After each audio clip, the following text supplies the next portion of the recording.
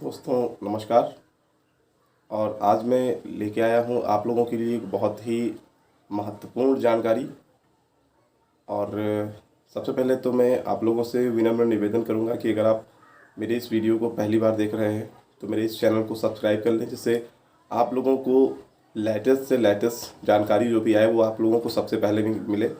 और आपका जो बेल और आइकन का जो बटन दिख रहा है उसको आप लोग ज़रूर दबाएं।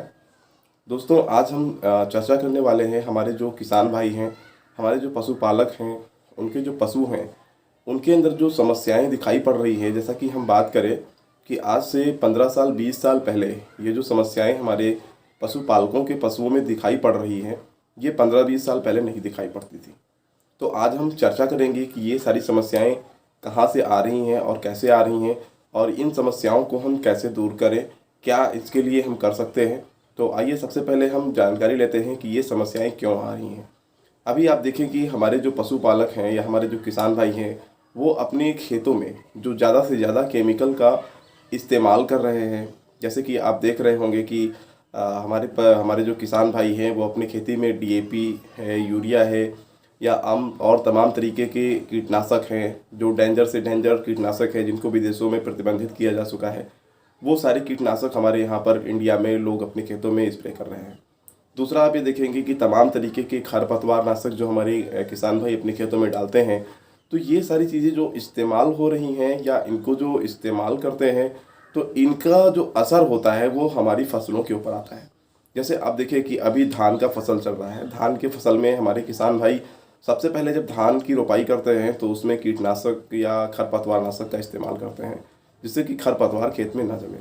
तो उसका असर हमारी फसल के ऊपर भी पड़ता है। इसके बाद में जब उनकी फसल में कोई रोग लगता है तो उसके लिए वो कीटनाशक का इस्तेमाल करते हैं। डीएपी है, यूरिया है, जिंक है, सल्फर है, तमाम तरीके के केमिकल का वो लोग इस्तेमाल अपने खेत में करते हैं।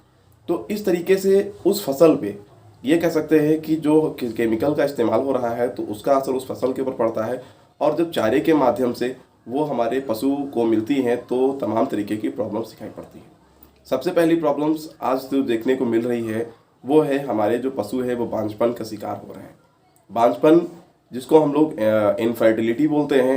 जैसे कि हम देखते हैं कि हमारा जो जानवर है उसको साल में एक बच्चा जरूर देना चाहिए, बट अभी ऐसा नहीं हो रहा है। बहुत सारे किसान भाई हमसे जो मिलते हैं, बात करते हैं, तो वो सभी बताते हैं कि हमारा जो पशु है उसको हमने एक बार सीमेंट चढ़वाया पलट गया, 2 बार सीमेंट चढ़वाया पलट गया, 3 बार सीमेंट चढ़वाया फिर भी पलट गया। तो प्रॉब्लम कहाँ से आ रही है? तो डॉक्टर्स भी इस चीज़ को नहीं बताते हैं कि ये प्रॉब्लम्स कहाँ से आ रही है। हमारे जो पशु हैं वो ज़्यादा से ज़्यादा केमिकल का जो भोजन ले रहे हैं, उनके शरीर में तमाम तरीके के साइड इफ़ेक्ट्स देखने को मिल रहे हैं, जिस वजह से उनका जो सीमेन है वो कंसीव नहीं हो पा रहा है और जानवर हमारा पलट जा रहा है। तो हमारी ये बांझपन की समस्या बहुत ज़बरदस्त समस्या है। इसको अगर दूर करने की बात करें तो सबसे पहले तो हमें उनके जो खान पान है, उनके चारे के ऊपर ध्यान करना पड़ेगा कि जो भी चारा उनको हम दें उसमें कम से कम केमिकल का इस्तेमाल होना चाहिए। हमारे किसान भाइयों से विनम्र निवेदन है कि वो सभी अपने खेत में गोबर की खाद का इस्तेमाल ज़रूर से ज़रूर करें, जिससे कि उनके जो पशुओं में समस्याएं आ रही हैं वो दूर हों। इसके अलावा अगर हम बात करें दूसरी समस्या दूसरी समस्या हमारे किसान भाइयों की ये है कि हमारा जो जानवर है, हमारे जानवर के दुग्ध उत्पादन में, या बोल सकते हैं कि उनके जो दूध में पहले वाला जो स्वाद मिलता था वो स्वाद भी नहीं मिल पा रहा है। स्वाद कहाँ जा रहा है दोस्तों? जब आप अपने जानवर को केमिकल का भोजन कराएंगे, केमिकल खिलाएंगे, तो वो स्वाद कहाँ से मिलेगा? और इस तरीके से हमारे जो जानवर हैं, हमारा जो चारा है उसमें पोषक तत्व नहीं जा रहा है। क्योंकि जब हम खेत में केमिकल डालेंगे, किसी प्रकार का जैव अपशिष्ट नहीं डालेंगे या जैविक खाद नहीं डालेंगे उसमें, तो हमारे पशुओं को जो मैग्नीशियम है, मैग्नीज है, कॉपर है, आयरन है और कोबाल्ट है, कैल्शियम है, इस तरीके की जो पोषक तत्व हैं वो उनको नहीं मिल पाएंगे। तो अगर हम बात करें कि इन समस्याओं को हम कैसे दूर करें, तो इसके बारे में मैं बताना चाहूँगा। नेटसर्फ कंपनी का बायोफिट नेटसर्फ कंपनी का बायोफिट का एक प्रोडक्ट है जिसको वो बोलते हैं CFC, cattle feed concentrate. Cattle feed concentrate की अगर बात करें दोस्तों, तो ये एक अनोखा मिश्रण है। और इस मिश्रण में अगर हम देखें तो लगभग 44 प्रकार के पोषक तत्वों को मिक्स किया गया है इस प्रोडक्ट में। तो जब 44 प्रकार के प्रोडक्ट को मिक्स करके कोई प्रोडक्ट बनाया जाता है तो आप समझ सकते हैं कि वो प्रोडक्ट कितना पावरफुल होगा। दूसरा, अगर हम बात करें कि ये CFC काम क्या करता है, ये CFC हमारे जानवर की सबसे पहली जो प्रॉब्लम्स होती है, आजकल आप देखें कि 95% जो हमारे पशु हैं उनका लीवर फंक्शनिंग जो है वो ठीक से नहीं हो पा रहा है। लीवर फंक्शनिंग जब ठीक नहीं होगा तो उनका जो पाचन तंत्र है वो अच्छे से काम नहीं करेगा। जो गोबर निकलता है वो एकदम ढीला ढीला सा निकलता है, नीचे गिरता है और फट जाता है। इससे हमें ये प्रतीत होना चाहिए कि हमारा जो जानवर है उसका जो लीवर फंक्शनिंग है वो ठीक नहीं हो रहा है। तो लीवर फंक्शनिंग को ये ठीक करेगा CFC हमारा सबसे पहले नंबर पे। इससे उसकी जो पाचन क्रिया है वो पाचन क्रिया ज़बरदस्त होगी, वो भोजन को अच्छे से हजम करेगा, चारा अच्छे से उठाएगा, तो उसका स्वास्थ्य के ऊपर भी प्रभाव पड़ेगा।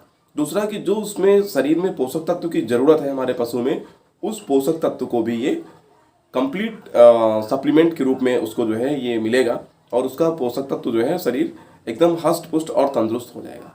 अभी जब हमारा जानवर हष्ट पुष्ट और तंदुरुस्त होगा तो उसमें क्या फ़ायदा मिलेगा कि जो दुग्ध उत्पादन की क्षमता हमारे जानवरों में दिन प्रतिदिन कम होती जा रही है, तो वो दुग्ध उत्पादन की क्षमता उसकी धीरे धीरे करके ग्रोथ करेगी और 10 से 20% वो जानवर अपना दुग्ध उत्पादन बढ़ाएगा। इसके अलावा जब उसका स्वास्थ्य सही होगा तो उसको जो गर्भाधान की प्रॉब्लम मैंने बताई थी, इनफर्टिलिटी की प्रॉब्लम जो होती है, उस प्रॉब्लम को भी ये रिकवर करेगा। मीन्स जब आप सीमेन चढ़वाएंगे डॉक्टर से या उसको क्रॉस करवाएंगे किसी जानवर से, पशु से, तो वो सीमेन कंसीव कर लेगा जानवर। और आपका जो नुकसान हो रहा है, जिसको हम बोलते हैं कि अगर एक जानवर एक साल में एक बच्चा दे, यानी प्रतिवर्ष एक बच्चा दे, और तीसरे साल वो बच्चा जो है वयस्क जानवर के रूप में तैयार हो जाता है, तो कह सकते हैं कि ये जानवर के लिए FD होता है। दोस्तों, सबसे बड़ा नुकसान आप लोगों का हो रहा है कि अगर हमारा जानवर खाली निकल जा रहा है, सीमेन नहीं कंसीव कर रहा है, तो साल में हमारा एक बच्चे का नुकसान होता है। तो ये जो इनफर्टिलिटी प्रॉब्लम है ये हमारा CFC दूर करेगा। दूसरा, अगर थन खराब हो रहा है किसी जानवर का, मीन्स थन खराब हो रहा है, तो उस थन में धीरे धीरे करके वो सुधार लाएगा और आपका थन भी सुधर जाएगा। अगर किसी जानवर को भेली निकलने की प्रॉब्लम है, तो कहीं ना कहीं जब हमारे शरीर में सारे पोषक तत्व होंगे, हमारा शरीर स्वस्थ होगा, तो हमारी जो बीमारियां हैं वो शरीर से धीरे धीरे गायब होने लगेंगी। और जो हमारी फूल निकलने की प्रॉब्लम होती है, जिसको देहात में भेली बोलते हैं, भेली निकलने की प्रॉब्लम होती है, उसको भी ये कहीं ना कहीं दूर करता है। इसके बाद में अभी आप देखें कि जो स्तनपान की अवधि होती है, बहुत सारे जानवर सिर्फ केवल 6 महीने 7 महीने इस तरीके से दूध देते हैं, तो उनका जो स्तनपान का अवधि है वो कम से कम 1 महीने तो बढ़ना ही बढ़ना है। तो इस तरीके से अगर हम बात करें कि अगर हरे चारे के माध्यम से या सूखे चारे के माध्यम से जो हमारे जानवरों के शरीर में केमिकल जा रहा है, उनको जो पोषक तत्व नहीं मिल पा रहे हैं, तो अपना जो कैटल फीड कंसंट्रेट है यदि हम अपने जानवर को देने शुरू करें, तो उससे क्या होगा कि हमारा जानवर का जो सारा प्रॉब्लम है, चाहे वो हेल्थ का हो, चाहे उसका मानसिक प्रॉब्लम्स हो या अन्य कोई भी प्रॉब्लम्स हो, तो वो प्रॉब्लम्स को रिकवर करेगा और धीरे धीरे करके उसको दूर कर देगा। अभी देखिए कि आप लोग का जानवर साल में 1-2 बार बीमार जरूर पड़ता है, चाहे उसको खुरपका हो जाता है, थनैला हो जाता है, गलसुआ हो जाता है, चफरा हो जाता है, इत्यादि जो रोग होते हैं, तो इन रोगों को भी ये कम करेगा। मीन्स आपके जो डॉक्टरी खर्चे होते हैं साल में, आपको डॉक्टर का जो खर्च देना पड़ता है, उस पर ये 95% तक आपको पैसा बचाएगा। तो दोस्तों, कैसा है ये प्रोडक्ट, आप सभी कमेंट में ज़रूर बताइएगा। CFC प्लस के नाम से आता है प्रोडक्ट ये। आप सभी इसको गूगल पे सर्च कर सकते हैं, यूट्यूब पे सर्च कर सकते हैं, और मैं डिस्क्रिप्शन बॉक्स में इसका लिंक भी दे दूंगा, जहां से आप इसको ऑनलाइन भी परचेज कर सकते हैं। दोस्तों, देने के लिए मैं बताना चाहूँगा कि कैसे देना है इसको। सुबह खाली पेट, मीन्स चारा देने से लगभग 30 मिनट पहले इसको 5 ग्राम देना है। 5 ग्राम देना है खाली पेट। इसके बाद में उसको आधे घंटे तक कुछ भी नहीं देना है, ना चारा पानी कुछ भी नहीं देना है। अगर आप बाई द वे मान लीजिए पानी दे देते हैं आधे घंटे के बीच में, तो ये क्या करेगा, उसको बाथरूम के जरिए बाहर निकाल देगा, तो उसको आपको बेनिफिट कम मिलेगा। तो आधे घंटे तक कुछ नहीं देना है।